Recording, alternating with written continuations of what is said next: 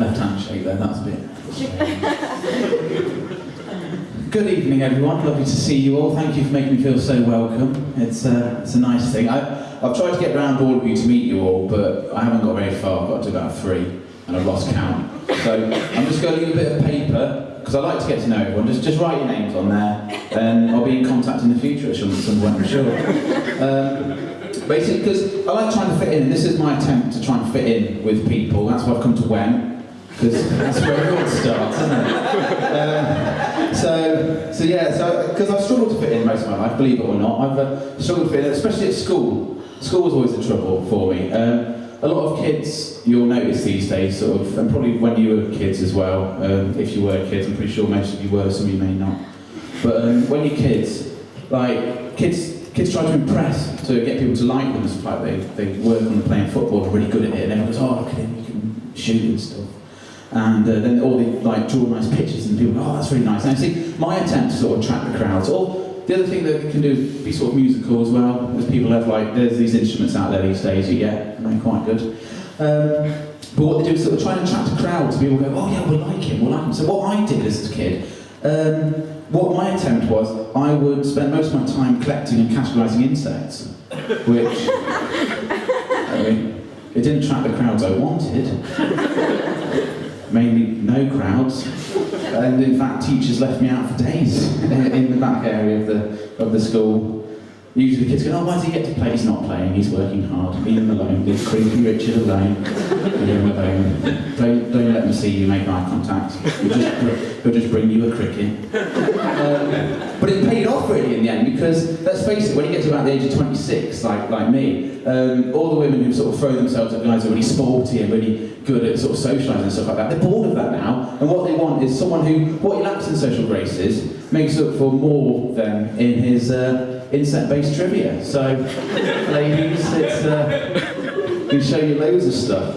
But I struggle at university as well for it, and also I really struggle at work as well, because at work, yeah, I mean, as you grow up, instead of trying to impress people, you have to have these things called conversations, which are really hard, especially when someone you completely despise who's talking at you. And this happens a lot at work. And I had someone, I think he meant well, he was trying to talk to me at work, and I was trying to avoid eye contact. And but he sort of asked me about something. I said, I sort of briefly mentioned that I started doing stand-up comedy, but I tried to get out of the conversation quite quickly. And I left in a hurry because I didn't want to continue the conversation because he was an awkward dickhead. And but unfortunately, I'd left something on my desk. I think it was like a pencil case or an orange or something. I thought, oh crap, I've got to go back in. Go back in and see him again. And I went back in, and I sort of snuck in a bit. But unfortunately, open plan offices. I'm very subtle really, and he saw me picking up what I'd left behind the desk, and he went, oh, that's funny, you'd lose your head if it weren't screwed on, you can use that in your comedy, which, let's face it, I may as well, because it's funnier than anything I could have done. If you think about it works on 2 levels, it's really good, because if you think about it, firstly, if my head weren't on, I'd be dead. And therefore I lacked the intelligence to understand the concept of loss. And also, heads aren't screwed on, are they? To even suggest so is comically inaccurate. So yeah, he had me there, and I've tried to work into my set as best I can. The other thing I struggle with at work is the conversations they try and have with me, because they always say things like, oh, did you see like all the television with the celebrities on at the weekend? Because that was fun, wasn't it? All the celebrities being celebrity-ish.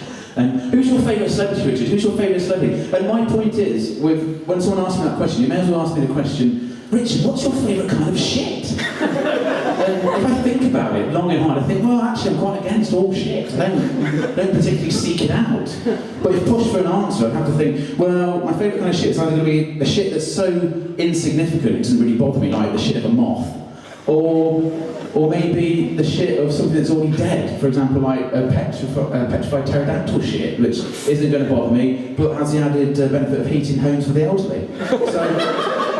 So what if we relate it back to celebrity, what I really think in my mind is my favourite celebrity is someone so inconsequential to me, sort of just maybe Peaches Geldof, or preferably a dead Peaches Geldof.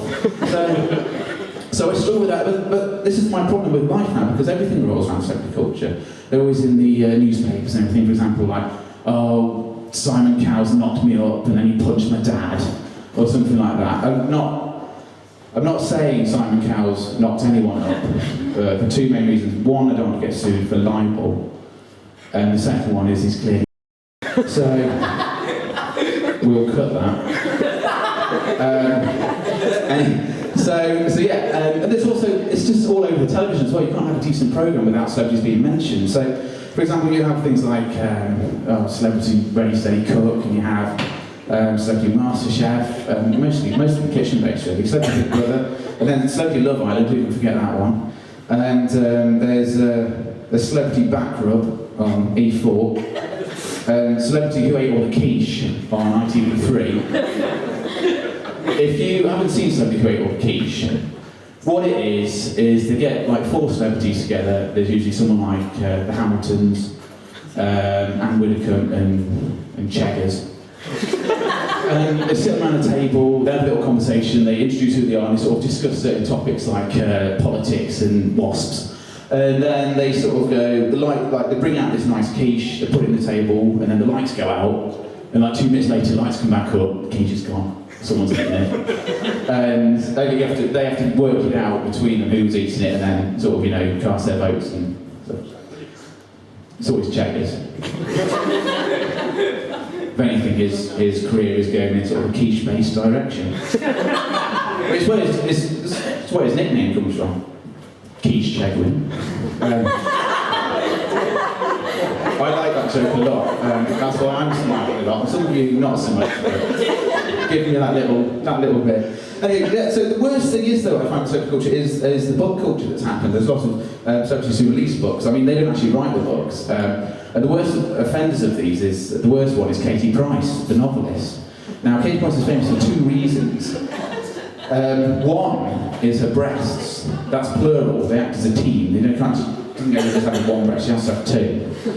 And the second one is she's famous for having sex with people. But contrary-wise, if I were to go out and, say, gain £200 and grow myself my own breasts, albeit non-functioning, and then go on a raping spree, I don't think they're going to be offering me a book anytime soon. If anything, they'll probably say, well, Richard, you should have, we don't really have a niche in the market for the literature of an obese rapist.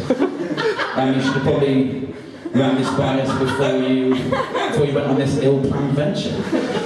So yeah, but the problem is Katie Price, like I say, is a novelist, and well, like I say, she actually writes her books. She has a ghostwriter who writes her books. I say a ghostwriter writes her books. What actually happens is a ghostwriter just sits there in front of some paper and vomits onto a page, and then packages it up, and they blow it up to size 12, double space it, and fill a book of what is essentially an idiot's stomach contents. And what I have here is an actual copy of Katie Price's second novel.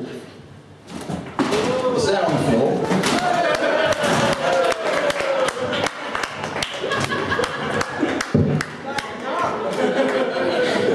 Flawless comedy here. That is what we call slapstick.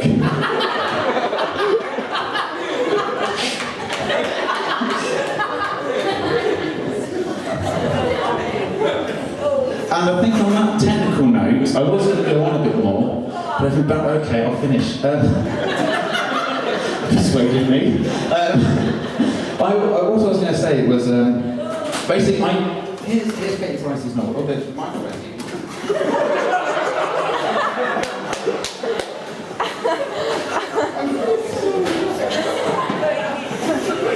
This is why I don't fit in.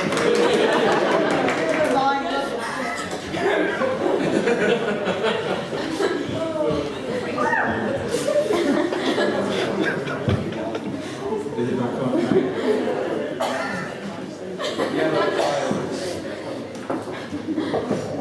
I've been Richard Quarmby.